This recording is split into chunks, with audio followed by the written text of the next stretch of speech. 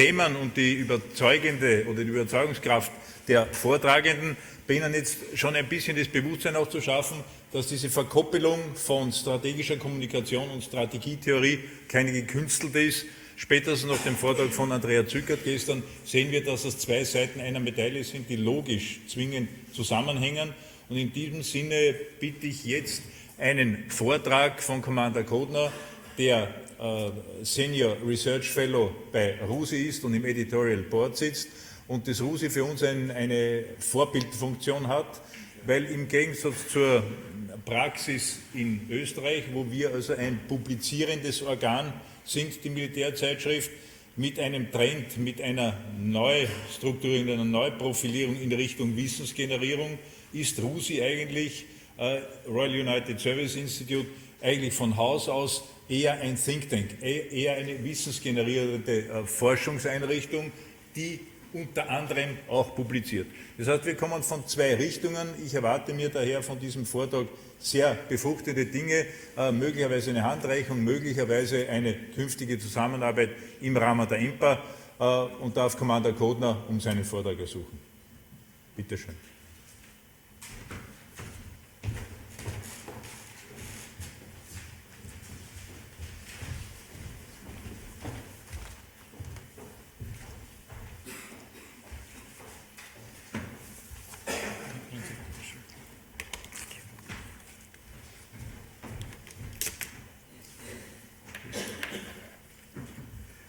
Thank you very much, Brigadier. This is a moment of crisis, of course, for the United Kingdom, and so I am quite emotionally disturbed at this moment as to what the outcome of the referendum might be. And if ever there was a cliff edge moment for British grand strategy, I think it is this, where the outcome could be catastrophic and indeed catalytic in its effects, perhaps beyond the United Kingdom, but we remain to see what that's likely to be.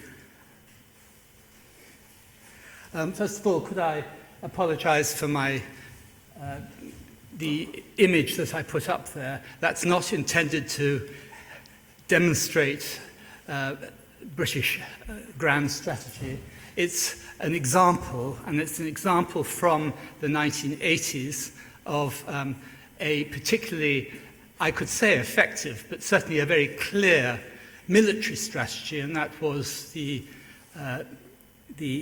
American maritime strategy of the 1980s, and that was a diagram that came out at that time trying to express vis-a-vis the Cold War what the maritime strategy was trying to do, but that's certainly not what the United Kingdom has in mind just at the moment.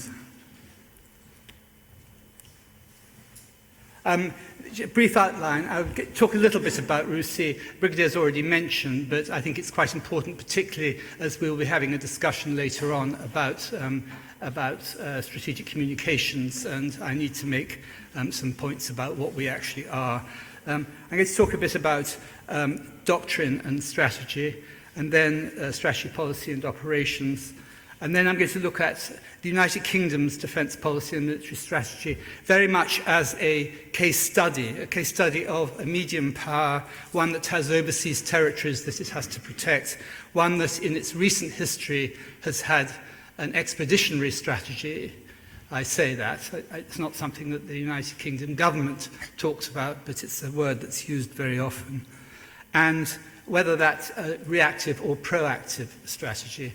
But in the last two defence reviews, there has been quite an internal discussion about what a strategy actually is, whether the United Kingdom has ever had one, and where it's going now, but I will come back to that very much as a case study.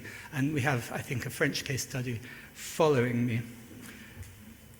Very briefly about RUSI. We were founded in 1831, originally by the Duke of Wellington, originally as a naval museum and library. We claim to be the world's oldest enduring military think tank.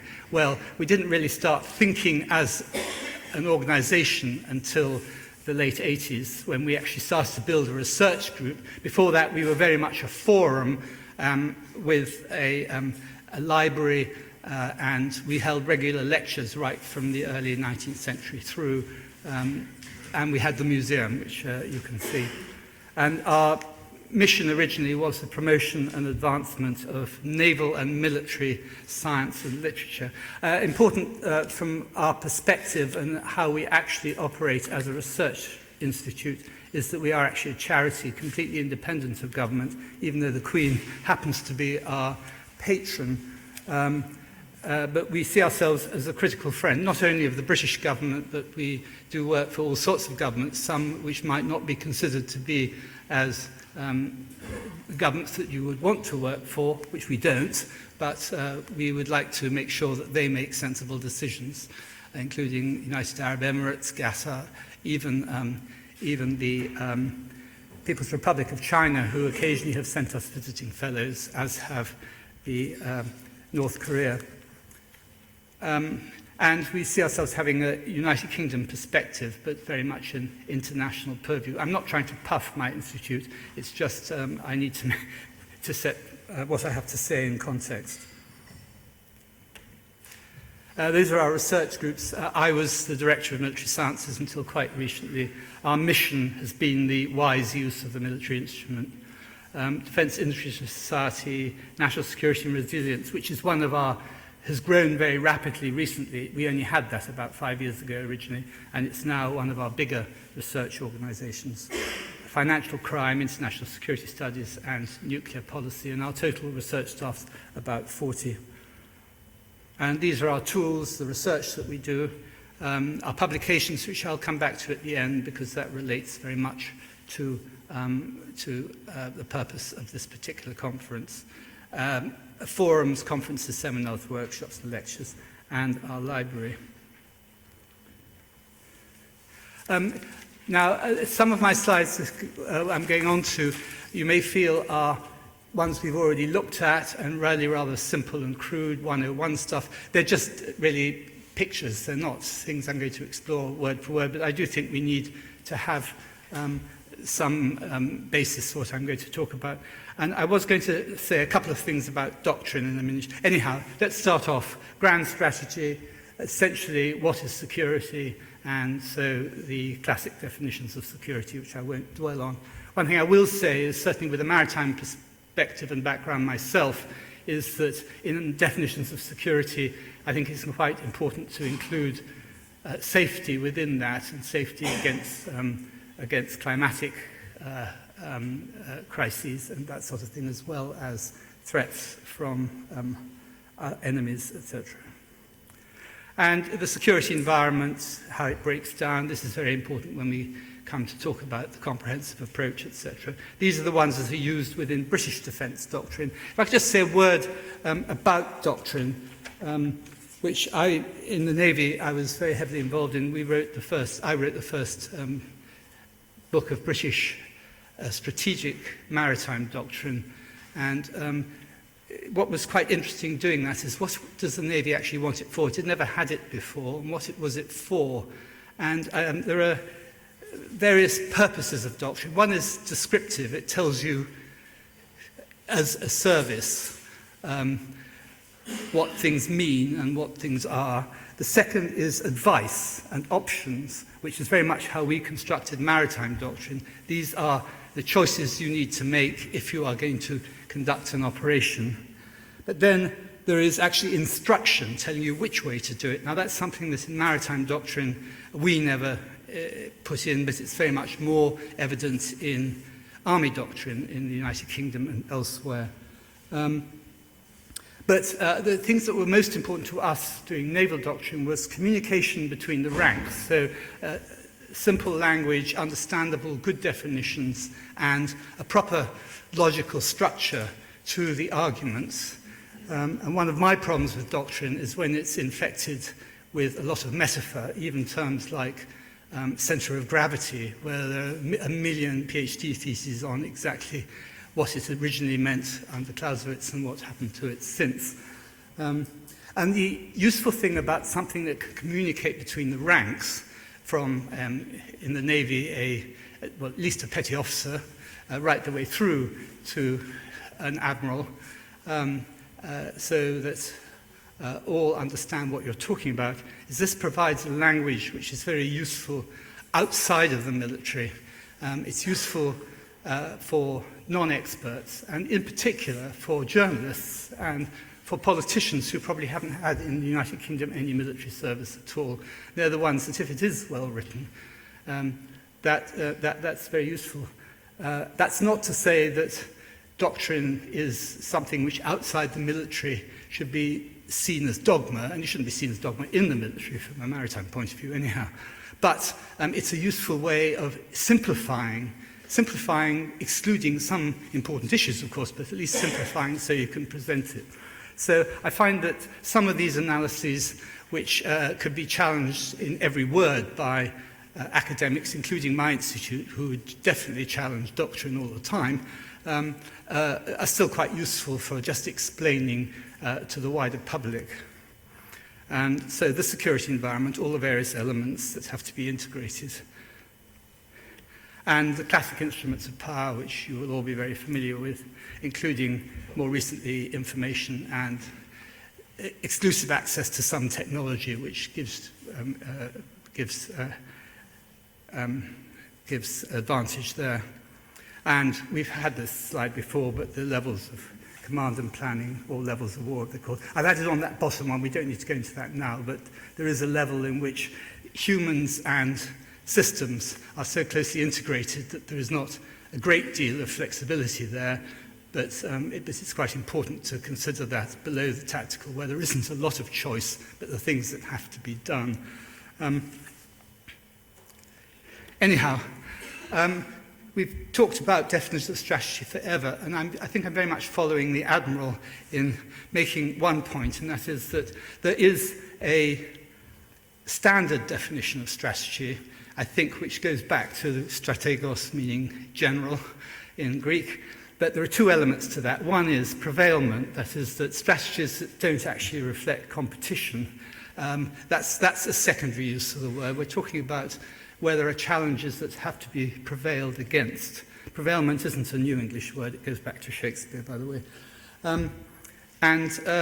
The second is that there is a strategic level. When we're talking strategy, we are talking about my dog has a strategy, my cat has a strategy, and my granddaughter has a strategy. However, that's a secondary use of the word. We're talking about generals and governments, etc., when we're talking about strategy. I'm going to challenge some of this later, but ends, purposes, and objectives, ways, the concept, and I won't go into concepts now, but all the issues of maneuver versus attrition, lines of operation, sequential versus cumulative operations, and all of these things, how to do it. But the means is important. We tend to see means as have we got enough money to do it. Of course, means also includes capabilities. And there again, another classic sort of doctrinal analysis of what we mean by capability, all the various elements that have to be created. There is an important point over capabilities, which I'll come on to shortly. So that's a brief and crude run-through about some of the doctrinal backgrounds before I get on to the UK stuff. But I want to just run through some of the challenges and paradoxes that come out of all of this.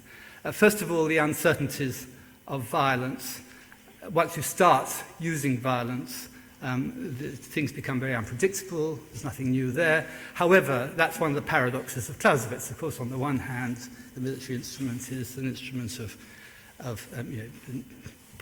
politics and everything else. But at the same time, is once you use it, of course, then things become so unpredictable that it's very difficult then to deliver the policy that you're expecting to using the military instrument. It's always fun when you can find paradoxes within particular authors. Now, grand strategy, the Admiral talks about the comprehensive approach. That was a word originally created by UK Military Doctrine Centre and then subsequently sort of spread. It's hardly ever now used in the United Kingdom military and in government. It's sort of fallen out of favour because it's seen as a sort of word you say, this is what we're going to do to solve a problem, when in fact it never really works. They talk a bit more about integrating and things. But there are some challenges with the comprehensive approach, which is of course essential, and it's the NATO term now and everything else. But it's diverging objectives. And we even have that within the British government, where you have the Ministry of Defence, Ministry of Foreign Affairs, Foreign Office, Home Office, etc. You have the Department for International Development, which when it was set up under a Labour government, could not have national interest in its mission. Its only mission was moral, which meant that it was extremely difficult for the Department for International Development to work closely with the Ministry of Defence, even though the British way of government is quite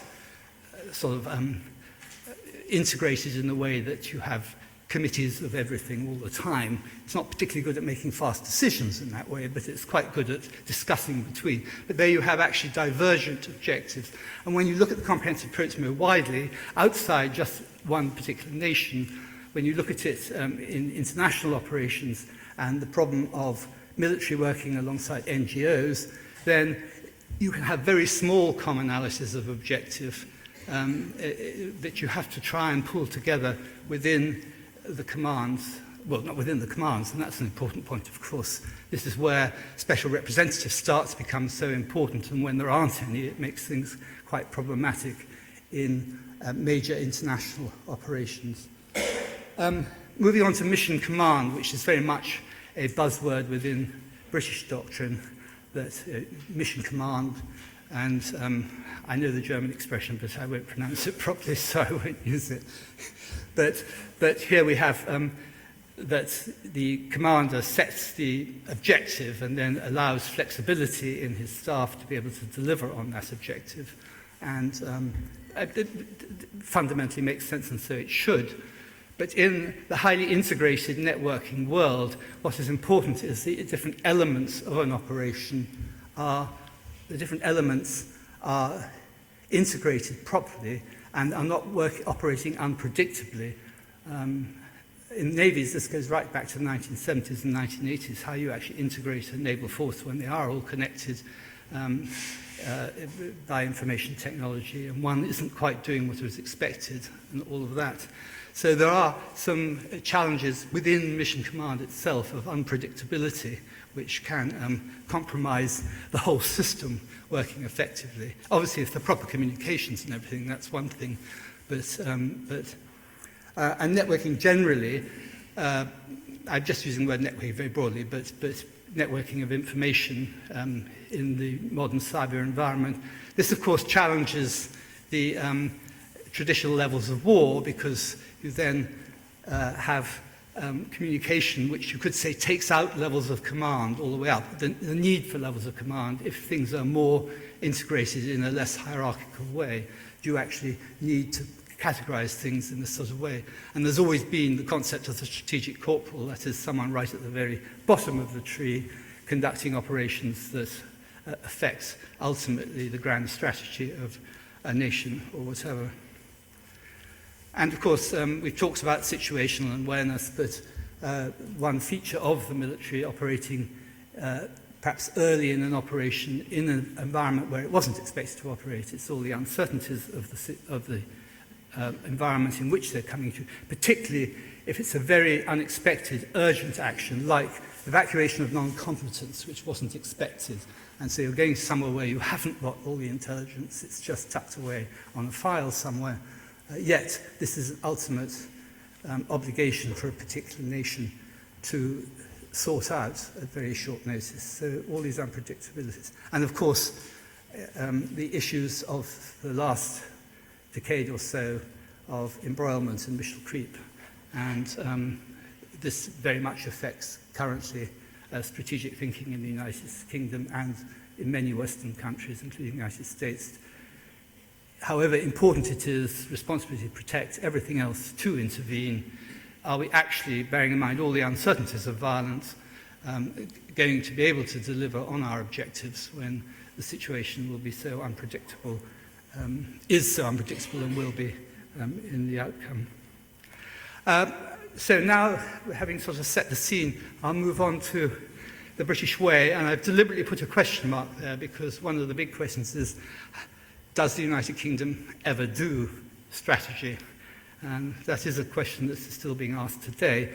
And I'm just referring to a book by Sir John Coles, who was, shortly before 2000, he was the civilian head of the Foreign and Commonwealth Office.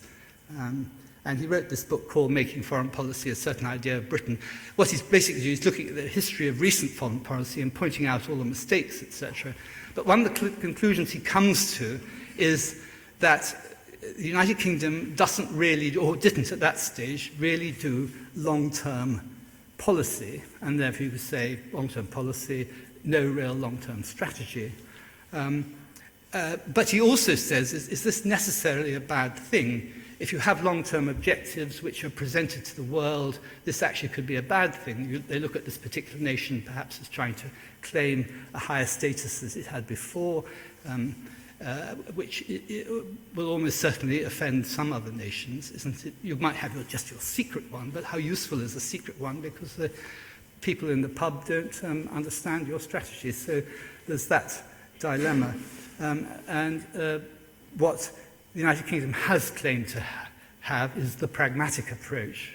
And what John Cole says is you need the tools to do all sorts of different and very unexpected things, not necessarily a clear strategy as to how you're going to get somewhere in the future. And balance between the pragmatic approach and long-term vision, which we always saw some other nations, in particular comparators like France and Germany, having a very much clearer vision. The United States, very much clearer vision as to where they would see themselves in the future. So, but the joke word about the pragmatic approach is muddling through, of course, which I think British civil service sees itself as really quite good at doing. As I said before, making quick decisions isn't quite so easy. We had a big debate after the 2010 Defence Review, which I was very much heavily involved in commenting on and preparing for. We actually produced a book of all the papers that we did after that. But we had quite a detailed debate within the Ministry of Defence, led by General David Richards, who was the Chief of Defence Staff at that stage, about whether there are two types of strategy. There's obviously grand strategy and military strategy, but whether there are two types of military strategy. There is long-term strategy, or long-term security and military strategy. And for the military in particular, that's got to be longer term than for most other government departments. So the military bit of the grand strategy has got to look out to 30 years, because we've got to build nuclear submarines, carriers and everything for the very much longer term, and so we have to prepare to do that, so that looking back, as I was saying about the means, we've got the right means. Whether they're adaptable enough is another matter. But on the one hand, and then there's the short-term strategy for addressing particular operations and interventions, and the challenge as to what extent the short-term strategy and long-term strategy match. So if they don't, you've probably got your long-term strategy wrong. So that is an ongoing debate in the Ministry of Defence. Probably for other European nations and the United States, they will say, this is so stupid, we know all that. There's all the theory anyhow backing all of this. The other big challenge is a nation can have its own grand and military strategy, but a medium power or a small power, of course, has got to operate almost certainly outside its own perimeters or even in its own defence in a multinational context. So how can your national strategy work within a multinational context where there may be a NATO strategy or no strategy at all in certain cases? And examples, the United Kingdom, where you have changing objectives all the way through Bosnia, Afghanistan, Iraq, Libya, etc. And so important in this concept of strategy within the multinational context is interoperability and levels of interoperability with the partners with whom you're going to operate. Now, the first three of those, integration, coordination, cooperation, I think, are fairly understood. You can be highly integrated, not necessarily at every level, but to the extent that which you can communicate, fight, have the same doctrine or similar doctrines which all work together. You may have to be only coordinated because you don't have certain of these things, but you have generally the same objectives. Cooperation, you may not have the same, quite the same, but you have enough overlapping objectives to work together. But it seems to me that it's important also to focus on deconfliction and disambiguation, which were very important in the Cold War, and I think are becoming more important now when we look at operations such as humanitarian operations, countering piracy, etc., where one of our partners could well be a nation that we have quite a lot of problems with. It could be Iran, it could be China, it could be another nation, in which case deconfliction is very important. You might be operating to similar ends in the same territory, but the last thing you want to do is to end up making a mistake and then having firing. And the maritime context, South China Sea, this becomes more and more important. So the levels of deconfliction and disambiguation seem to me to be important ones to study, and ways of overcoming that by internationally by the right sorts of discussions, etc. So just going to run through looking at British military strategy, the long-term military strategy, and how it compares with shorter-term strategy. Very quickly, looking through some of our reviews and looking at the mistakes that you could say the reviews made. We go back to Suez, which in 1957, which you could say was a big turning point for Britain. After that, British own self-esteem was in decline, influence in decline right the way through. Then in 1981, the retreat from east of Suez happened in the 60s. After policy reviews, decided that enough of that empire stuff, apart from the five-power defense arrangements, which still exist in some way, moving back to west of Suez. But then you have the Knott Review. John Knott was the defense secretary at the time. The Knott Review takes that even a stage further and says, the only really important thing is our contribution to NATO. Everything else is peripheral. So we'll get rid of the carriers, everything. And within months, we're fighting the Falklands War over an overseas territory. So that was, you could say, a crisis of failure of grand and military strategy at the highest level. Having said that, the outcome was very different. We win the Falklands War. The United Kingdom, I'm not boasting here, but there is evidence this. The United Kingdom then rebuilds its self-esteem to the extent that it starts talking about global influence again, starts talking about itself as one of the major powers, member of the permanent member of the Security Council, etc. And this is an important feature of policy, which starts to emerge. So you have a big turnaround after Suez and subsequently after the Falklands because of the win. And internal self-esteem is very important in all of these things, of course. Then, of course, we have the end of the Cold War and the options for change review. And this is interesting because it was very much held internally. Even the senior members of individual services didn't really know what was going on in the middle. But basically, it was taking the peace dividend and trying to cut forces to what was appropriate when we were no longer in a Cold War. With rather a crude analysis of what the objectives of the military strategy were, it was still very much focused on NATO and the contribution to NATO being our defining military need for military capability. Because of all the uncertainties, we had no idea what would happen in Eastern Europe after the Cold War. So that was what came from there. It was followed on by a sort of sub-review in 1994, Frontline First, the Defence Cost Study. And that was trying to cut as much in the logistic and support side to keep the money in the front line. But one of the big features of that was what we call jointery. That's trying to make the forces very much more integrated, much more joint, including setting up a joint staff college, and then a few years later integrating into a joint command for all our joint operations, and that has become bigger and bigger to the extent that we now have a 4-star joint commander. He doesn't actually have operational command, but because the 3-star operational commander doesn't report to him in operations, reports directly to government. Now,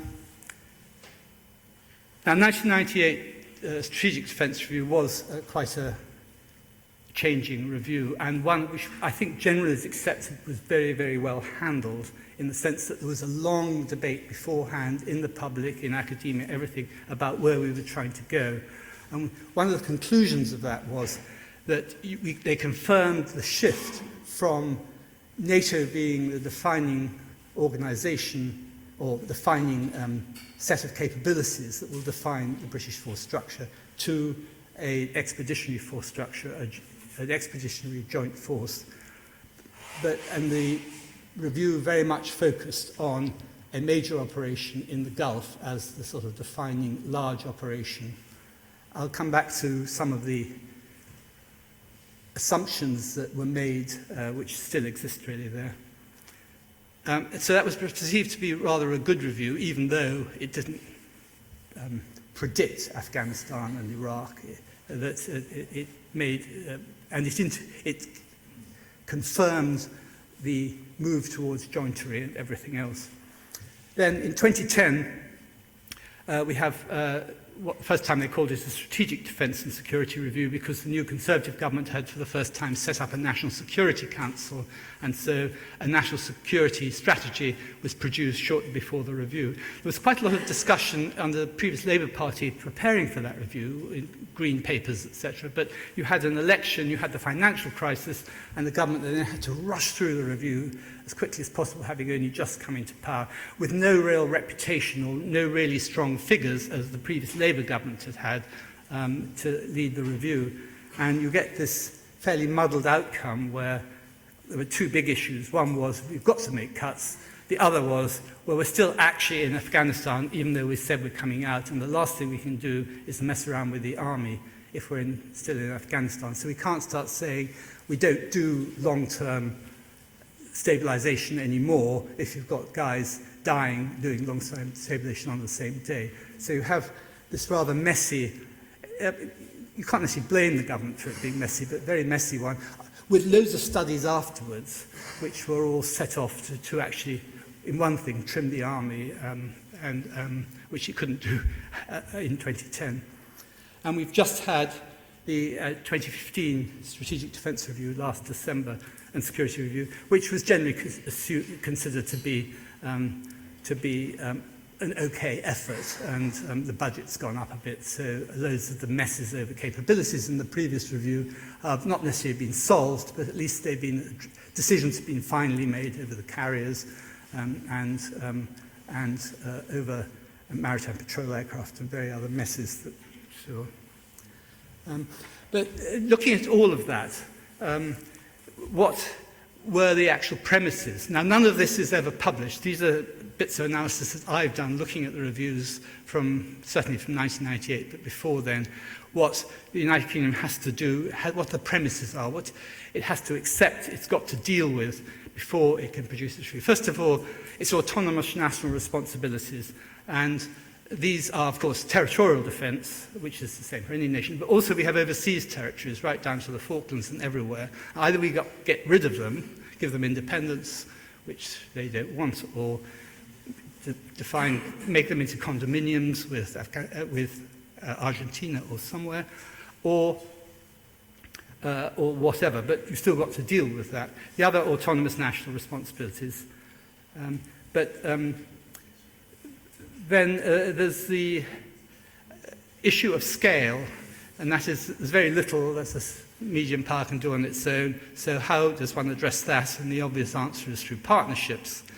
And in particular, for the United Kingdom, its relationship with the United States, does it really matter to the United States? How do we make sure it does matter? Because it's a long-term relationship which is considered generally to be very important. And the European relationship, where we're at the crisis at the moment, which from my perspective is pretty obvious, is absolutely geostrategically essential in every other way, and we shouldn't mess with it at all. What we should do is try and improve it. And that's what the United States want us to do, so that's an important bit of all of that. I've got influence in the wrong place here, but in all the previous recent reviews, they've talked about global influence. And the question there is to what extent British military performance, capability, etc., affects its global influence. There are some measures of where its global influence lies in the United Nations and elsewhere, but to what extent are these actually soft power influence rather than hard power, particularly after some of the shambles in Afghanistan and Iraq, and whether we still have that sort of reputation, which means that the military instrument, we pay that bit extra to a comparative nation because of our concern for military influence. Then, if we're going to influence the United States, and we're going to operate alongside them, that we need strategic effect. So we need to have capability that does something that's going to make them change their plans to agree with what we want to do if we think they're going in the wrong direction. The old Miller thing of Greece talking to Rome. And out of all of this comes, can we do everything, or isn't it better for us as a nation for strategic role specialization? So really, do we need tanks for the future? United Kingdom, shouldn't we be reinforcing special forces, which have a good reputation for, and elite infantry, elite light infantry, and of course, maritime stuff? So, and the one that I've peddled all the way through all of these reviews from my institute point of view is don't forget conventional deterrence, and that is a partnership thing, it's not something we do as our own. Don't forget conventional deterrence, and suddenly now, after the 2015 review, everyone's talking conventional deterrence, and that's because, not surprisingly, of the Russia issue.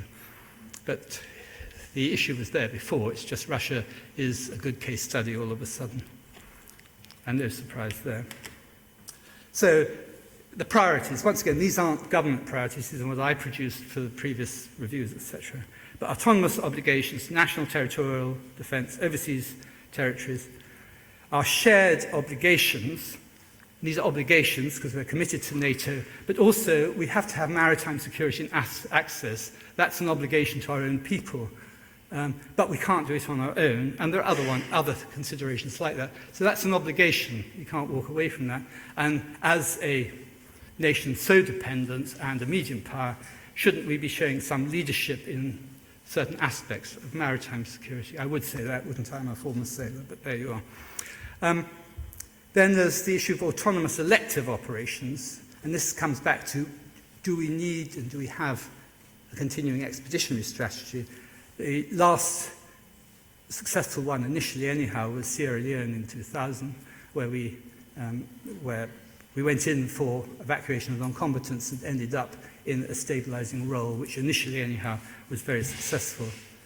But then, of course, there are shared elective operations, the first Gulf War, success, Bosnia eventually success, Kosovo success, East Timor success, then the next decade, Afghanistan, Iraq, and Libya.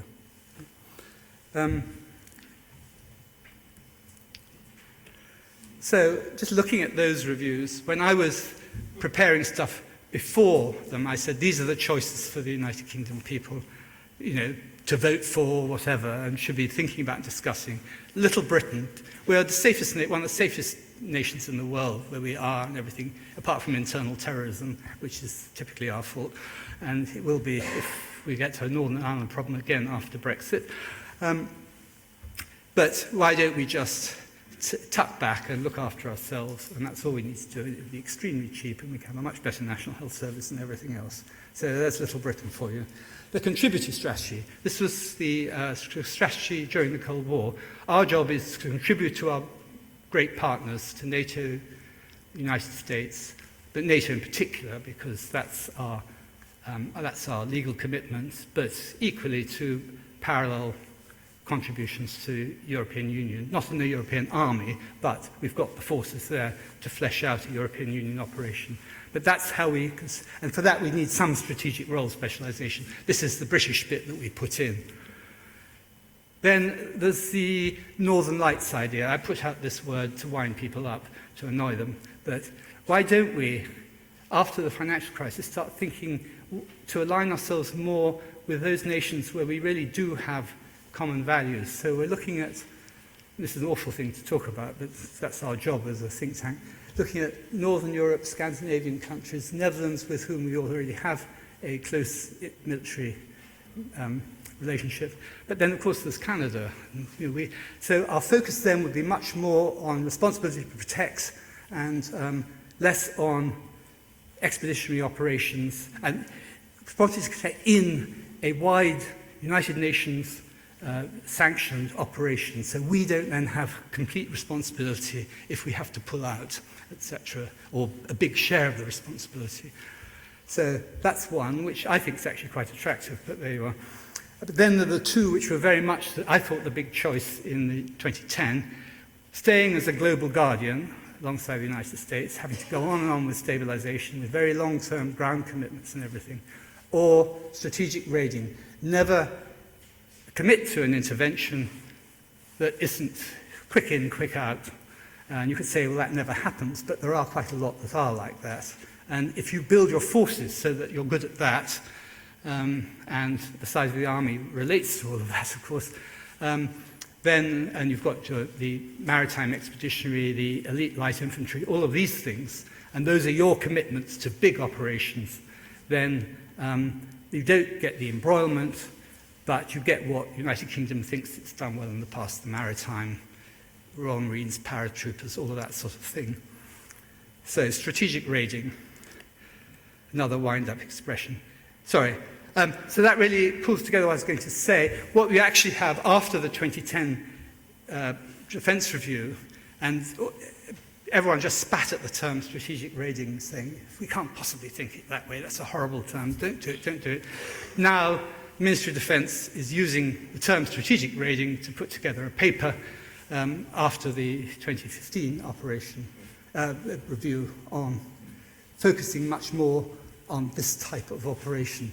So in think tanks, we're all Cassandras. We say how the challenges ought to be thought out years before, and everyone forgot who ever said that when it actually comes up. Just looking at the time, how much more time have I got? Okay. My last bit was going to be on our media and publications, but I can keep that for the roundtable later on, the panel session. So so I'll quickly flash through that. There you are, and say thank you and show you that awful picture again.